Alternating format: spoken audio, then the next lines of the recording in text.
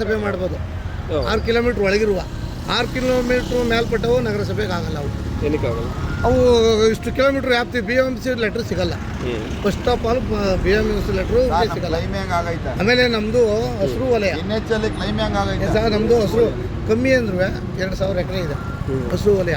ಆಮೇಲೆ ನಮ್ಮಲ್ಲಿ ಒಂದು ಕೆರೆ ಇದೆ.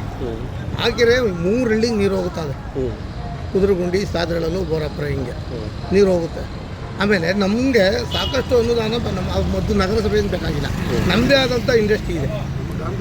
ನಮ್ಮದು ಒಂದು ಡೈರಿ ಇದೆ KMF, ಇಲ್ಲಿ ಇಂಡಸ್ಟ್ರಿಗೆ KPL ಇದೆ, ಅಲ್ಲಿಂದ ಬಿಟ್ಟರೆ ವೆಲ್ಸನ್ ಇದೆ, ಗಾರ್ಮೆಂಟ್ಸ್ ಇದೆ, IT ಕಂಪನಿಗಳೆಲ್ಲ ಬಂದಿದೆ. ಇದೆಲ್ಲ ಇದೆ. ನಮ್ಗೆ ಸಂತೃಪ್ತವಾಗಿ ನಮ್ಗೆ ಏನು ಬೇಕು ನಮಗೆ. ಈಗ ಒಂದು ಮಂಡ್ಯ ಜಿಲ್ಲೆ ಡೈರಿಗೆ ಒಕ್ಕೂಟಕ್ಕೆ ಭೂಮಿ ಕೊಟ್ಟಿದ್ದೀವಿ, ಈ ಕಡೆ ಇಂಡಸ್ಟ್ರಿಯಲ್ ಭೂಮಿ ಕೊಟ್ಟಿದ್ದೀವಿ, NH ಭೂಮಿ ಕೊಟ್ಟಿದ್ದೀವಿ, ಈ ಕಡೆ ರೈಲ್ವೆ ಟ್ರ್ಯಾಕ್ ಭೂಮಿ ಕೊಟ್ಟಿದ್ದೀವಿ. ಈ ಎಲ್ಲ ಭೂಮಿ ಕಳ್ಕೊಂಡು ಇರು ಭೂಮಿನ ಉಳಿಸ್ಕೊಂಬ ಅಂತ ಹೋರಾಟ ಮಾಡ್ತಾ ಇದ್ದೀವಿ. ದಯಮಾಡಿ ತಿರ್ಗಾ ನಗರೀಕರಣ ಬೇಡ, ನಗರೀಕರಣ ಪಟ್ಟಣ ಪಂಚಾಯತಿ, ನಮ್ಮ ಪಂಚಾಯತಿ ಏನಿದೆ ಅದೇ ಇರಲಿ. ಈಗ ನೀವು ಹೇಳಿದ ಅವ್ರ ಕಡೆಯಿಂದ ಒಂದು ಅಭಿಪ್ರಾಯಗಳಿರುತ್ತೆ. ಈಗ ದೊಡ್ಡ ದೊಡ್ಡ ಮಾರ್ಟ್ಗಳು ಬಂದರೆ ಆಗಲಿ, ಆಗಿಲ್ಲ ಅಂದರೆ BPO ಕಂಪನಿಗಳು, ಮೆಡಿಕಲ್ ಬಿಲ್ಡಿಂಗ್ಗಳು ಇದೆಲ್ಲ ಬಂದರೆ ನಾವು ಬೇರೆ ಕಡೆ ಹೋಗೋ ಅವಶ್ಯಕತೆನೇ ಇಲ್ಲ, ಎಲ್ಲ ಇಲ್ಲೇ ಸೌಲಭ್ಯಗಳು ಮಾಡ್ಕೊಡ್ತೀವಿ. ನೀವು ಹೇಳಿದಂಥ ಪ್ರಶ್ನೆ, ನೀವು ಹೇಳಿದಂಥವೆಲ್ಲ ಬರಬೇಕು ಅಂದರೆ ನಮ್ಮ ಗ್ರಾಮದಲ್ಲಿ ಭೂಮಿ ಕೊಡಬೇಕು ಅವ್ರಿಗೆ. ಭೂಮಿ ಕೊಟ್ಟರೆ ಮಾತ್ರ ನಾವೆಲ್ಲ ಬರಕ್ಕೆ ಸಾಧ್ಯ. ಭೂಮಿ ಕೊಟ್ಟಾಗ ನಾವು ವ್ಯವಸಾಯ ಮಾಡ್ತಕ್ಕಂಥ ಜಮೀನನ್ನು ಕಳ್ಕೊತೀವಿ. ನಾವು ದೇಶಕ್ಕೆ ಅನ್ನ ಹಾಕುವಂಥ ರೈತರು ನಾವು ಆ ಭೂಮಿನ ಕಳ್ಕೊಂಡಾಗ ನಾವು ನಾಳೆ ತಿನ್ನಕ್ಕೆ ಏನು ಸರ್ ಮಾಡೋದು?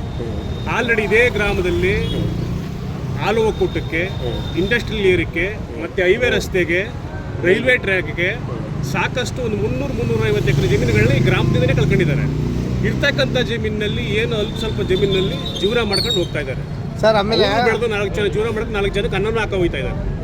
ಅಂಥದ್ರಲ್ಲಿ ಈ ಭೂಮಿನ ಬಂದು ಕಿತ್ಕೊಂಡ್ರೆ ನೀವು ಫಸ್ಟ್ ಆಫ್ ಆಲ್ ಯಾವುದೇ ಒಂದು ನಿರ್ಧಾರ ತಗೋಬೇಕಾದ್ರೆ ಗ್ರಾಮಸ್ಥರ ಒಪ್ಪಿಗೆ ಬೇಕು. ಗ್ರಾಮಸ್ಥರ ಒಪ್ಪಿಗೆ ಬೇಕು. ಅದನ್ನ ತಗೊಂಡಿದ್ದಾರೆ ಒಪ್ಪಿಗೆನ? ಇಲ್ಲ. ಏನೋ 4 ಜನ ಯಾರು ಹೆಂಗೆ ಸರ್ ಇದು?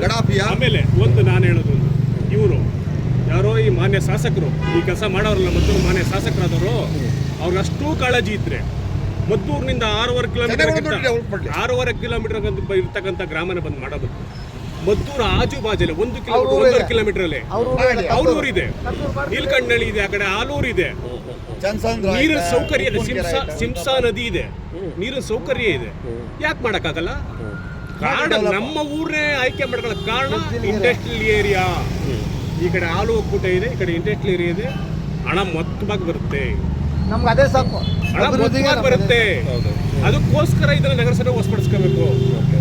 ಆಯ್ತಾ? ಈಗ ಆಲ್ರೆಡಿ ಆಗಲೇ ಈಗ 1 ವೀಕ್ ಬ್ಯಾಕ್ ಆಲ್ರೆಡಿ ಅನುದಾನ ಕೇಳಿದ್ದಾರೆ. ಮಂಡ್ಯ ಜಿಲ್ಲಾ ಹಾಲು ಒಕ್ಕೂಟದಲ್ಲಿ 85 ಲಕ್ಷನ ನಮ್ಮ ನಗರಸಭೆಗೆ ಅನುದಾನ ಕೊಟ್ಟಿದ್ದಾರೆ. ಇವರ ಉದ್ದೇಶ ಇದು, ಹಣದ ಮೂಲ, ಇದನ್ನು ನಾವು ಕಬಳಿಸ್ಬೇಕು.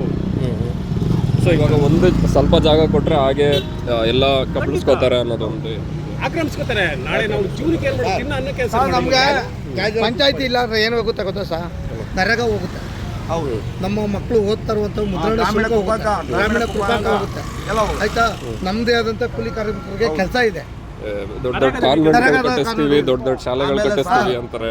ನರೇಗಾ, ಕೂಲಿ ಕಾರ್ಮಿಕ, ಆಮೇಲೆ ಗ್ರಾಮೀಣ ಕೃಪಾಂಕ ಇವೆಲ್ಲ ಹೋಗುತ್ತೆ. ಆಮೇಲೆ ಇನ್ನೊಂದು ವಿಚಾರ ಅಂದ್ರೆ ಸರ್, ಮಾನವೀಯತೆ ದೃಷ್ಟಿ ಇರ್ಬೇಕು. ಇಲ್ಲಿ ರೋಡ್ಗೆ ರಸ್ತೆ ಕೊಟ್ಟಿವೆ, ಈ ಕಡೆ 85 ಎಕರೆ ಡೈರಿ ಕೊಟ್ಟಿವಿ ಮಂಡ್ಯ ಹಾಲು ಕೊಟ್ಟಿಗೆ, ಈ ಕಡೆ 150 ಎಕರೆ ಇಂಡಸ್ಟ್ರಿಯಲ್ ಕೊಟ್ಟಿದ್ದೀವಿ, ಆ ಕಡೆ ರೈಲ್ವೆ ಟ್ರ್ಯಾಕ್ಗೆ ಒಂದು 50 ಎಕರೆ ಕೊಟ್ಟಿದ್ದೀವಿ. ಇನ್ನು ಉಳ್ಕೊಂಡಿರೋ ಜಮೀನಾರು ಉಳಿಸ್ಕೊಬಾರ್ದು ನಾವು, ಉಳಿಸ್ಕೋಬಾರ್ದು. ಮತ್ತು ಇವರು ನಗರೀಕರಣ ಮಾಡ್ತೀವಿ, ನಿಮ್ಗೆ ವ್ಯವಸಾಯಕ್ಕೆ ಆಳು ಸಿಗಲ್ಲ, ಇವ್ರಿಗೆ ರೀಸನ್ ಮೇಲೆ ಏನು ಕೊಟ್ಟರೆ ಪ್ರಶ್ನೆ ಮಾಡೋರೆ.